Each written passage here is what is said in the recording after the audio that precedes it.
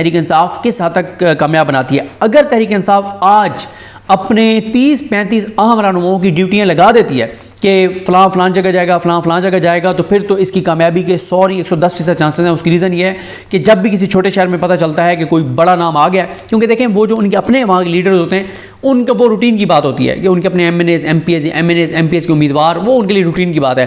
لیکن جب مین لوگوں میں سے کوئی جائے گا، یعنی شیخ افضل مروت صاحب کہیں پہ جائیں گے، زرتاج گل صاحبہ جائیں گی، علی محمد خان صاحب جائیں گے، صاحبزادہ حامد رضا جائیں گے، ایون کہ یہ علامہ راز عباس صاحب جائیں گے، اس طرح سے جو سینٹرل لوگ ہیں جو اس وقت مین چیزوں کو دیکھ رہے ہیں، یہ اگر جائیں گے، شعیب شاہین صاحب کسی اور شہر میں جائیں گے، یہ اگر جائیں گے تو وہاں پہ خاصی ایکٹیویٹی ہوگی. میں نے چند ایک نام لیا اور بے تحاشا نام ہیں، بہت سے نام ہیں تحریک انصاف کے اس وقت جو ایکٹیو لوگ ہیں. وہ جہاں جائیں گے وہاں پہ بہت بڑی ایکٹیویٹی ہوگی اگر بڑے نام چھوٹے شہروں میں جائیں گے.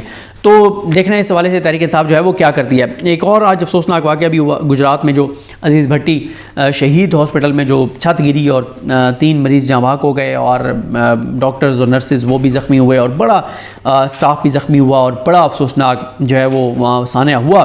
اس پہ خیر میں کیونکہ وہاں کسی رپورٹر سے بات نہیں کر سکا تو اس کی میرے پاس مزید ڈیٹیلز نہیں، لیکن وہ بڑا ایک افسوسناک جو ہے وہ واقعہ ہوا. میں صرف یہ گفتگو آپ کو سنانا چاہتا ہوں اس بہن کی جو اپنے بھائی کی بات کر رہی ہے، اور ظاہر ہے یہ قوم کی بیٹی ہے جو بات کر رہی ہے، اور کاش کہ چیف جسٹس پاکستان اور ساری وہ شخصیات جن کو انہوں نے نام لیے ہیں یہ سنیں اور تھوڑا سا احساس کریں کہ ہم ملک کو کس طرف لے کر جا رہے ہیں. اور جس کے سینے میں بھی دل ہے وہ یہ گفتگو سنے گا تو اس کے اوپر اثر ہوگا. لیکن اگر کوئی ضد اور انا کا غلام بن چکا ہے، اس کے مطلب اس میں پھنس گیا ہے، تو اس کو کوئی فرق نہیں پڑے گا. جس کے سینے میں دل نہیں ہے اور وہ اس کو کوئی فرق نہیں پڑے گا. لیکن جس کے دل میں بھی تھوڑی سی انسانیت ہے، انسانیت کا درد ہے، اس ملک کا اخلاص ہے، اس ملک کے لوگوں کے لیے کوئی تھوڑا سا نرم گوشہ ہے، اس ملک کے بارے میں اس کا ایک ہے کہ اس ملک کو آپ مزید ہم نے تباہی کی طرف نہیں لے کے جانا، تو اس پہ اثر ضرور ہوگا. ذرا سنیے کہ وہ بہن جو ہے وہ کیا کر رہی ہے. اور بڑی انہوں نے زبردست گفتگو کی، بڑی جذباتی گفتگو کی، اور اس سے آپ کو اندازہ بھی ہوگا کہ فیملیز کس کرب سے گزر رہی ہیں. سدرا مرتضیٰ اپنا تعارف کرا دیجیے. جی میرا نام سدرا مرتضیٰ ہے. علی رضا میرے بھائی ہیں اور 9 مئی سے وہ ملٹری کی کسٹڈی میں ہیں. ملٹری کی کسٹڈی میں تو نہیں کہہ سکتی، پہلے تھانے میں تھے، اس کے بعد جیل میں، اور اس کے بعد ATC نے انہیں ملٹری کی کسٹڈی میں دے دیا تھا. ATC نے کہا تھا کہ ATC نے جب ان کو کسٹڈی میں دیا تھا تو اس کے بعد ان کے فوراً ٹرائل شروع ہو گئے تھے. جس طرح ایک جج صاحبان نے کہا کہ آپ ٹرائل کر لیں لیکن آپ ججمنٹ نہیں پاس کر سکتے.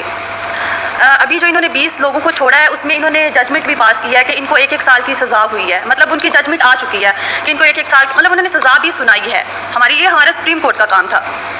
آج کی ہیئرنگ کی بات کی جائے تو ہمیں آج کی ہیئرنگ سے کچھ ہائی ہوپس تھیں، کیونکہ انہوں نے کچھ لسٹ فراہم کرنی تھی آج جج صاحبان کو کہ جن لوگوں کو 3 سال یا 3 سال سے کم سزا ہوئی ہے ان کی لسٹ دی جائے گی.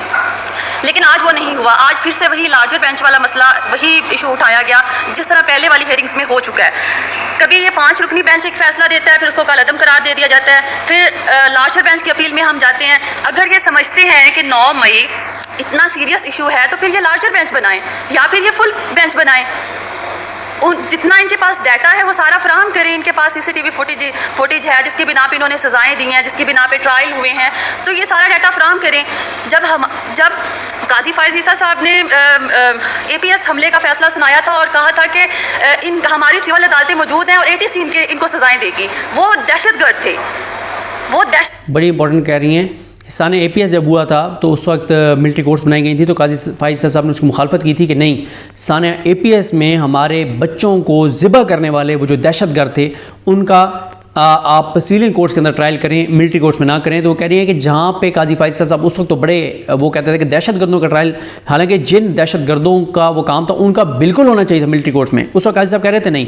لیکن جب تحریک انصاف کے حامی عام نہتے شہریوں کی باری آئی ہے تو قاضی صاحب اس کے اوپر جو کر رہے ہیں وہ مجھے بتانے کی ضرورت نہیں ہے کہ وہ کیا کر رہے ہیں. دہشت گرد تھے، ان کے فیصلے اگر ATC کر سکتی ہے تو سویلینز کے فیصلے پھر ملٹری ٹرائل میں کیسے ہو سکتے ہیں؟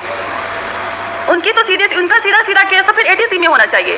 اور چلو انہوں نے ملٹری ٹرائل کر لیے ہیں، انہوں نے سزائیں سنا دی ہیں، لیکن ہمیں تو اتنا بھی نہیں پتا کہ ہم نے آگے اپیل میں کہاں پہ جانا ہے. آیا کہ ان کے ججز کے پاس جانا ہے اور کیا ہماری اپیل یہ لگائیں گے؟ 6 ماہ ہماری اپیل ہی نہ لگے تو پھر ہم سال ذلیل ہوں گے. میری انہوں نے 105 لوگ پکڑ لیے تھے, ملٹری نے اپنی کسٹڈی میں رکھ لیے. عید کا موقع تھا, آرمی چیف صاحب ایک دفعہ ان بچوں کے پاس جاتے تو صحیح, ان کو دیکھتے, وہ دہشت گرد لگتے ہیں ان کو.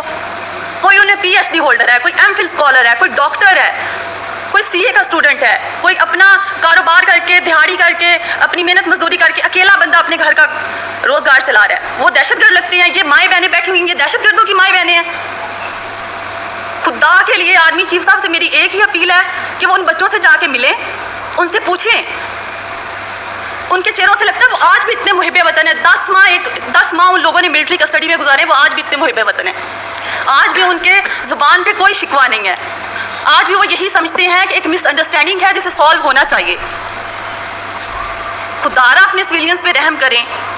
ہم دہشت گرد نہیں ہیں, ہمارے اوپر یہ نہ تھوپیں. دہشت گرد ایک بہت بڑا لفظ ہے, یہ گالی ہے. اس ملک میں اس کی کوئی گنجائش نہیں ہے, جمہوریت میں دہشت گردی کی کوئی گنجائش نہیں ہے. ہر پارٹی اس کے خلاف بولتی ہے, PTI بھی اس کے خلاف بولتی رہی ہے.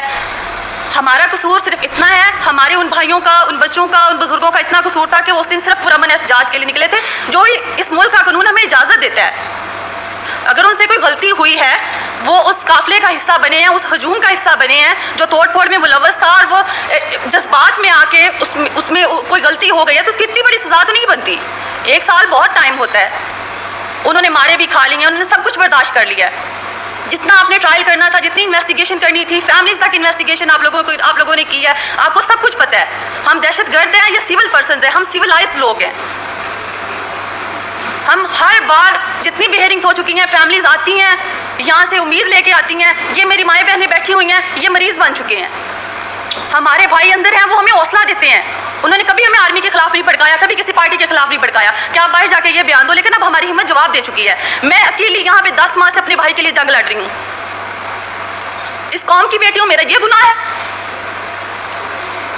وہ میری مائیں بہنیں, ہمارے گھر میں کتنے لوگ وفات پا چکے ہیں ہمارے گھروں میں. ہمارے ادھر ایک بزرگ ہیں, ان کے اسی صدمے میں ان کے ایک بیٹے کی نیچرل ڈیتھ ہو چکی ہے ہارٹ اٹیک سے. ایک بیٹا آپ کی ملٹری کسٹڈی میں, اور ایک بیٹے کی ڈیتھ ہو چکی ہے ہارٹ اٹیک سے. آپ اس انکل کی آپ دیکھیں, وہ داؤد خان ہے, آپ انہیں دیکھیں تو صحیح, صرف 2 منٹ کے لیے ان کو دیکھیں, ان کا وجود سارا کانپ رہا ہوتا ہے. کسی کو کوئی رحم نہیں آتا. ہم صرف اپیل کر سکتے ہیں, ہمارا کوئی شکوہ نہیں ہے. انہوں نے 9 مئی کی انویسٹیگیشن کروانی ہے, نہیں کروانی ہے, ہمارا اس سے کوئی لینا دینا نہیں ہے. ہمارے بچوں کو فری کیا جائے, ان کی کوئی سزا بنتی ہے, ان کو طریقے سے سول کورٹس میں پیش کیا جائے. ہر ماہ ہم دھکے کھاتے ہیں, ہمارے بچوں کو ہمارے سامنے لایا جاتا ہے, ہتھکڑیاں ان کو لگی ہوتی ہیں, ان کے منہ پہ کالے کپڑے چڑھائے ہوتے ہیں. کیا دیکھتے ہیں؟ ہمارا خون چل جاتا ہے اس ٹائم.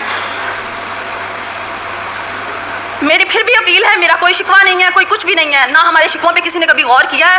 میری اپیل یہ ہے چیف جسٹس صاحب سے بھی, آرمی چیف صاحب سے, ان سب سے, میڈیا والوں سے بھی, کہ کائنڈلی اس کو اٹھائیں گے. اتنا لائٹ ایشو نہیں ہے. 9 مئی یہ سنتے ہمیں 10 ماہ ہو گئے. اتنا ہی سیریس ایشو ہے جس کے لیے لارجر بینچ آپ لوگ کیوں نہیں بناتے ہیں؟ فل بینچ بنائے نا, اس کی باقاعدہ تحقیق کروائیں. جو آپ کے پاس ڈیٹا ہے دیں. کسی کو پھانسی کی بھی سزا ملتی ہے تو دیں آپ انہیں, وہ حقائق تو سامنے لے کے آئے کم از کم.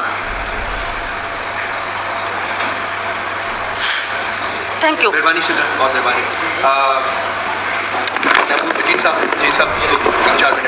بس حیدر مجید کے بھائی کی بھی گفتگو تھوڑی سن لیں, پھر اینڈ کرتے ہیں. تھوڑی ٹائم لیں گے, کافی ہو گیا. جی السلام علیکم جی سب کو. میرا نام تیمور مجید ہے, میرے بھائی اندر ہیں جی. اور 13 اگست کو ان کو اریسٹ کیا گیا. 5 مہینے میں نہیں پتا جی بھائی کہاں پہ ہے, کسی کو کچھ نہیں پتا. اور پھر اچانک پتہ چلتا ہے جی کہ آرمی کی کسٹڈی میں ہے, ملاقات کے لیے بلایا گیا. اور ان کے حالات دیکھ کے ایک بار سمجھ میں نہیں آیا کہ جی کہ وہی حیدر مجید صاحب ہیں. اور جتنے بھی لوگ اندر بند ہیں سب کو پتہ ہے, فیملیز ملنے جاتی ہیں, سب کا 18-18 20-20 کلو وزن کم ہوا ہوا ہے, سب اپنی حالت سے بے غیر ہوئے ہیں, کوئی سمجھ نہیں آتی. سمپل سی بات ہے کہ ملک پاکستان میں آئین کے تحت جو بھی آپ اس کی چیز بنتی ہے اس کے اوپر کام کریں نا. سویلینز کا یہ پریس کانفرنس آپ سب کو ضرور سننی چاہیے پوری. PTI آفیشیل یوٹیوب چینل کے اوپر بھی پڑھی ہے, آپ کو سب کو سننی چاہیے. یہ کچھ چیزیں تھیں جو آپ کے سامنے رکھی. مجھے اپنے دعاؤں میں یاد رکھیں. اللہ ہم سب کا حامی ناصر. اللہ حافظ.